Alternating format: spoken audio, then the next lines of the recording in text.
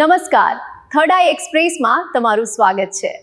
મારી ચેનલને like, share અને સબસ્ક્રાઇબ કરશો। Talaja double murder case ઉકેલાયો।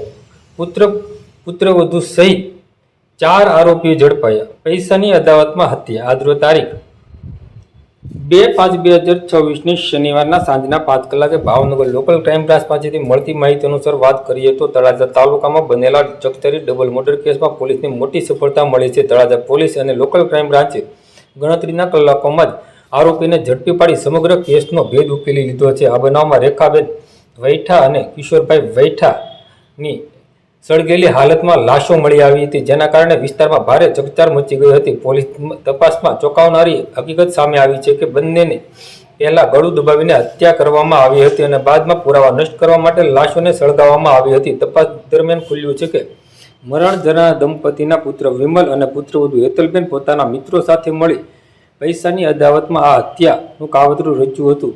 પોલીસે મુખ્ય આરોપી વિમલ અને હેતલબેનની ધરપકડ કરી છે, જ્યારે તેમના સાગરીત મુની બોલોચ અને આમિર ખાનને રાજકોટ અને વિસાવદરથી ઝડપી પાડવામાં આવ્યા હતા। સમગ્ર કામગીરી પોલીસ અધિકારીઓના માર્ગદર્શન હેઠળ એસઆઈટી ટીમ દ્વારા સફળતાપૂર્વક પાર પાડવામાં આવી છે। હાલ પોલીસે વધુ તપાસ હાથ ધરી છે। આ ઘટનાએ સમગ્ર વિસ્તારમાં ભારે ચકચાર જગાવી હતી।